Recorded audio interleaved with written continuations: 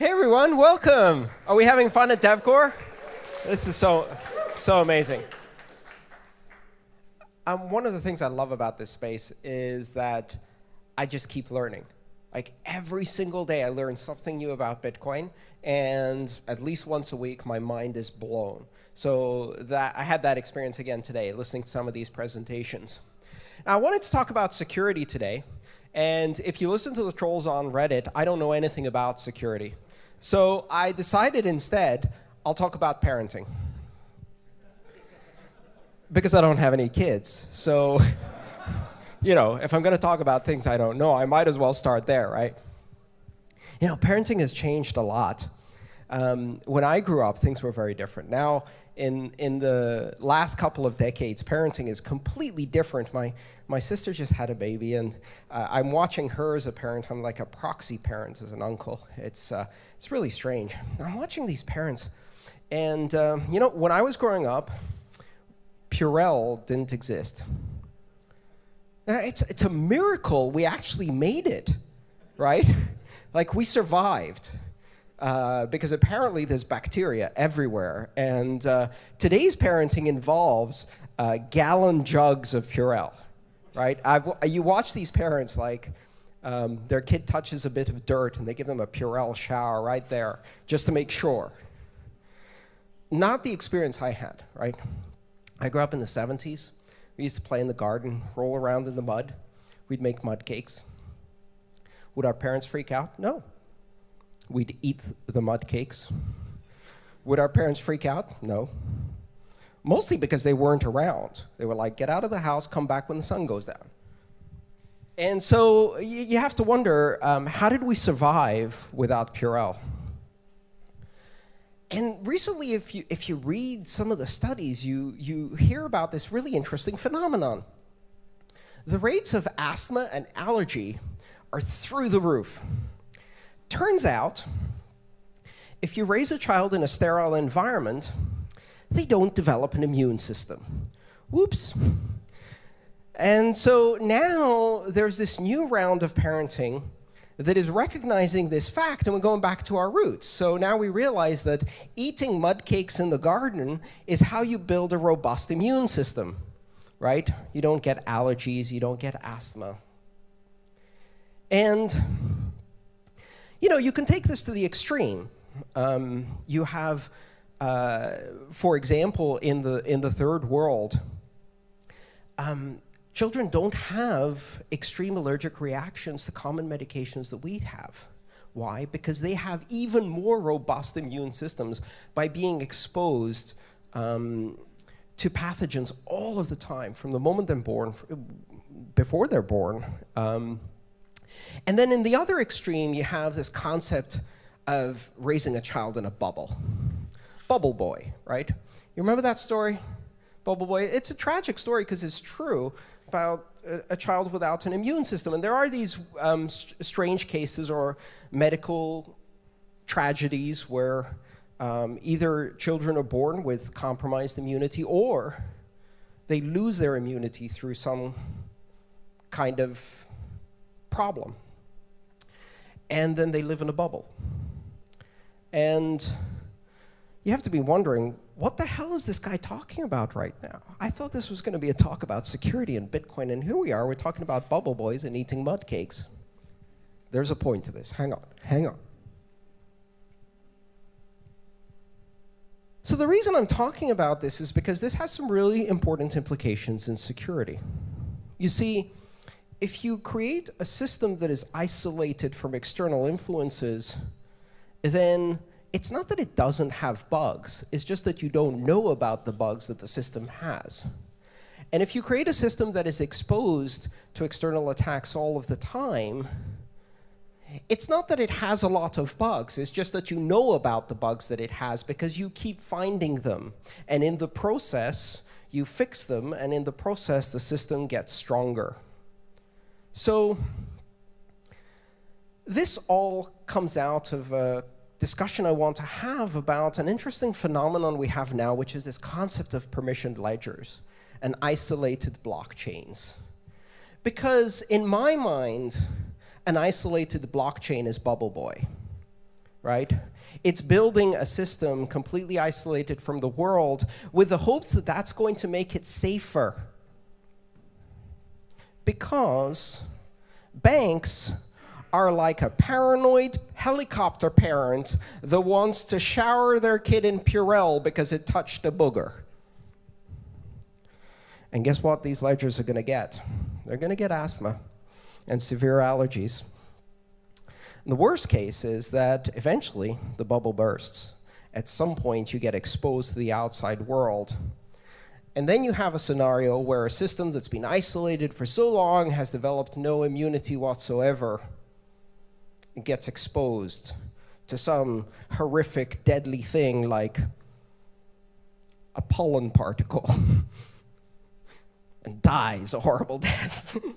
Because it has such low immunity that it reacts horribly to something that a properly stimulated, properly raised organism can resist with ease.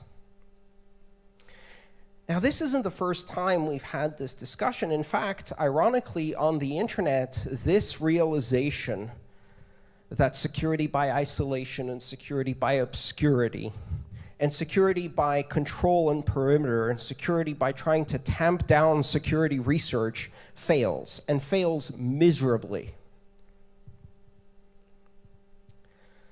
When I was first on the internet in the early 90s, I was talking to banks and telling them why they should get email servers and connect to this email thing.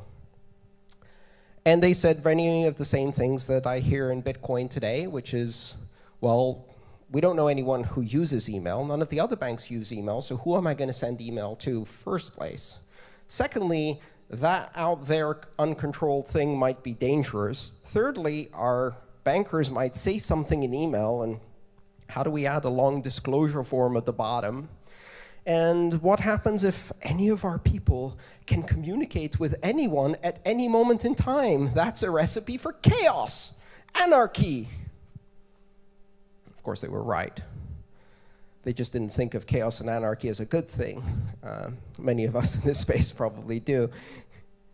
So what did the banks do with their first attempt to join the internet? What did large corporations do with their first attempt to join the internet? Did they connect TCP/IP systems directly to the internet and build robust applications that could communicate over TCP/IP? No. They built moats and walls and perimeters. They implemented perimeter security. They built firewalls and demilitarized zones, DMZs. And they used all of these military analogies to wall themselves in. And then what did they deploy behind these walls? Did they deploy the common open source protocols and capabilities and applications of the internet? No. They deployed highly denatured, weak equivalents like Outlook and Front Page. And they built intranet websites that had stale and obsolete content that was only accessible during working hours through a VPN with no influence from the outside. And they said, look, we're doing internet. We're so cutting edge. We're hip. And that's how they did internet. They built these highly isolated environments. And for a very long time, the prevailing idea was that by building these isolated environments, they were more secure. Because they could control things through the firewall. Because they could control access to data, creation of data, access to systems. And now we know that was an illusion. Not only can companies not control these things, but in the process of building these isolated systems, they built bubble boy IT. They built IT systems that had no resilience, no immunity. Because Outlook had bugs and Front Page had bugs. It's just that they weren't tested on the wild internet very often because a lot of the time they lived behind walls. And when we discovered those bugs, it was bad, right? Because eventually someone gets inside the bubble, or the thing that's inside the bubble gets outside the bubble. See, the problem with bubbles is that you can't trade through them. And if you're in business, your business is to trade. So if you're a business, you do commerce, and commerce can't happen in a bubble. So the very concept of a bubble is antithetical to commerce. You build your firewall, what's your salesperson going to use on the road? A laptop, which they're going to take outside of the firewall for the very first time, plug it into the hotel internet, contract 72 viruses, and then bring it back into the firewall and give it to everyone else. Bubbles didn't work. On the internet, it didn't work. What are we seeing now? We're seeing a whole generation of companies come to the realization that in order to be nimble and effective, they can't be HP, EMC, Cisco, Oracle, Microsoft havens of secluded little kingdoms that don't talk to anything else.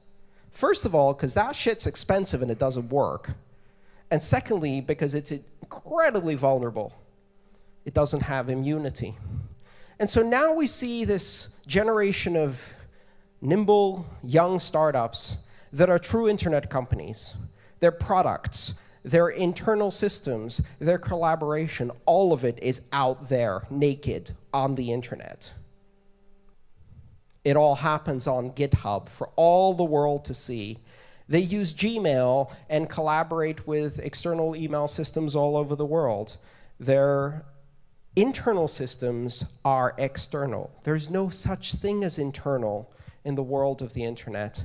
And they're building robust applications because on day one, those applications live in the wild. And they're more secure. They learn to live out there in the big, scary internet. And those companies are thriving. And they have systems that are much more secure and much more robust. And that was even before the era of whistleblowers and anonymous, who come along and prick these corporate bubbles and get inside and take all of the information and give it out. Now, you're probably thinking, well, if permissioned ledgers and closed intranets are bubble boy, then the wild internet and Bitcoin are like a kid eating mud cakes, right? A system that has immunity, something exposed to pathogens. Well, almost. That might have been the analogy I wanted to go for, but you know me. I'll go a bit further. Bitcoin isn't the kid that eats mud cakes. Bitcoin is a swarm of sewer rats. Gnarly things missing eyes and claws and tails, like those pigeons you see in Trafalgar Square that are hopping around with this mutant arm stump. And what do they eat? What do they eat? They eat raw sewage. They eat your trash. They eat the most virulent things on the planet. There is nothing in this world that has more strength in its immunity system than a New York rat or a pigeon or even, God forbid, a squirrel. Those things are horrible. And so a rat is not going to have allergies. It's not going to sneeze because of a bit of pollen. This thing is already carrying 3 variations of the plague, and it shrugs it off. And that's exactly what Bitcoin is. Malleability, whew. Attacks, DDoS, out there in the open. Port 8333, come and get me. And is anybody trying? Hell yes, everyone is trying. For 6 years, the best and the brightest, the meanest and the most malicious are throwing everything they can at this deformed swarm of sewer rats out there, these 6,000 nodes that are listening, and God knows how many other nodes that are exposed to the vagaries of the wild internet, and it survives. So what do the banks do? They're going to build bubble boy blockchains. They're going to build permissioned ledgers. Do you think permissioned ledgers suffer from transaction malleability? Hell yes, they do. Do you think altcoins suffer from transaction malleability? Hell yes, they do. They just don't get those things fixed, right? And neither will the permissioned ledgers.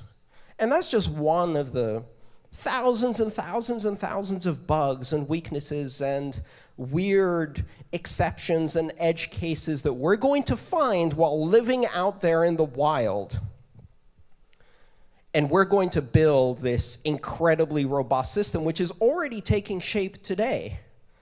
I mean, beyond the idea that you could have a decentralized consensus system, the idea that that decentralized consensus system could actually survive for 6 years is kind of ludicrous.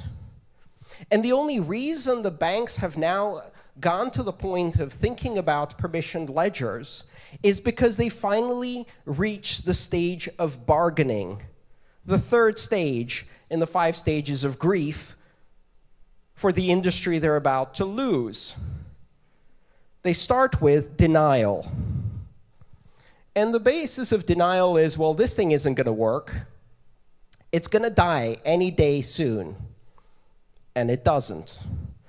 And then they say, well, it's just silly money and it doesn't have any value. Until it does.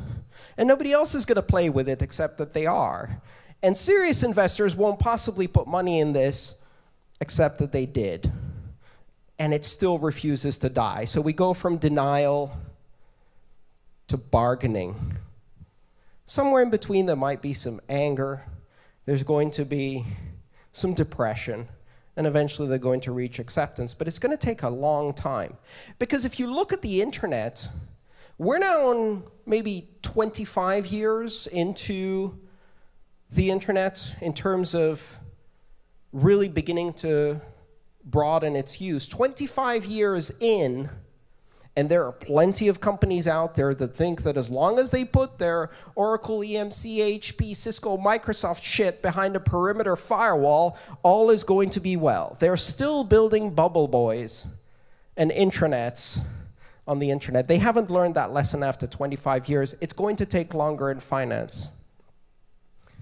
Not only is decentralization, open protocols, open source, collaborative development, and living in the wild a feature of Bitcoin, that's the whole point. And if you take a permissioned ledger and you say, well, that's all nice, we like the database part of it, can we have it without the open, decentralized, peer-to-peer, open source, non-controlled, distributed nature of it? Well, you just threw out the baby with the bathwater. You're never going to build a bubble strong enough to keep financial information. Ironically, this is all happening at the same time that as banks have finally gone onto the internet, they're leaking. They're leaking so much. From every orifice, they're leaking. Anonymous, WikiLeaks, insiders, all of that stuff. They don't have confidential transactions. They don't have encrypted this. They don't have privacy. They don't have zero knowledge. They have completely open ledgers. And what do they overlay on top of them? KYC and AML. So they attach identities to everything they're doing so that when that database gets leaked, it will have a completely rich history, not only of every transaction, but of every participant in the system. That's what they're building. They're building panopticons. They're building a panopticon of financial information, and it's leaking. Because the truth of panopticons is when you build a panopticon, it stares back. And when it's the internet that's staring back, that's 4 billion eyeballs. I'm not so worried about my financial information from my bank leaking, because maybe a couple hundred people are going to stare back. But when Angela Merkel's phone numbers and phone calls leak, ooh, everybody's staring. 3 days ago, the internal presentations and PowerPoints of the Department of Defense about their drone assassination program leaked. 4 billion eyes staring back. You built a panopticon, it's staring back. And so the real question we should be asking about permissioned ledgers is, do you really want to put KYC AML on Bubble Boy? Because you go and add all of that information, when that database leaks 4, 5, 6, 10 years into the future, you're going to give anonymous WikiLeaks historians a complete record of every transaction you ever did, the secret slush budget of Lockheed Martin, the black budget of your government, the bribes that you paid to depose a democratically elected government, or to install an oil well in a pristine rainforest. All of that shit is going to be on WikiLeaks and all over the internet. And you're going to provide the rich KYC metadata that you painstakingly attach to every transaction. Meanwhile, we're going to build Bitcoin with encrypted, anonymous private transactions. And you'd better rethink this panopticon. You'd better rethink this bubble boy. Because building resilient systems is about exposing them to continuous attack. That's how you build resilient systems. So I'm not scared of permissioned ledgers. Denatured, defanged, centralized, weak systems behind bubbles. Those are not going to scale. They're not going to survive. They're not going to be secure. They're not going to be providing privacy, and they're going to backfire badly. But the funny thing is, that lesson is going to take a long time to learn. I can see it now. Sir, we had all of the drone assassination things behind a firewall, but someone burst through the bubble. All right, call the general. Get me 2 bubbles. We're going to double up. Bubbles within bubbles. Sir, they burst through our double bubble. Titanium bubbles. If we pay Lockheed Martin $100 million, maybe they can build us a double titanium bubble that we can hide all of our data behind. Sir, it lasted 30 seconds before Anonymous ripped it to shreds and put all our data on the internet. I wonder if we can build more bubbles. They think that having your data on the internet without controlling it centrally is weakness. It isn't weakness. That sewer rat out there isn't weak. It's the strongest thing we can build because it's constantly under attack. And wrapping it in a bubble, it doesn't make it stronger. It gradually denatures and weakens it until what's left is a pale, immunosuppressed little lab rat with red eyes that dies the first time it's exposed to the flu. And so that's what security is. Security is a process. It's a process of openness and exposure. It's a process of continuously adapting to new attacks, and in that process, dynamically becoming more and more robust, less and less fragile. We're introducing Bitcoin in a world full of fragile systems, central banking, centralized banking, monetary systems that can't manage to achieve liftoff in the economy. In that environment, we're introducing a robust, global, decentralized system. And it's robust today. It's not perfect. It's got bugs. But we don't hide those bugs. We announce them. We glorify in them. We discuss them. We invite people to attack it. And we take that information and we make it stronger every single day. And that is why we win. Because while they're building Bubble Boy, we're building a swarm of sewer rats. Thank you.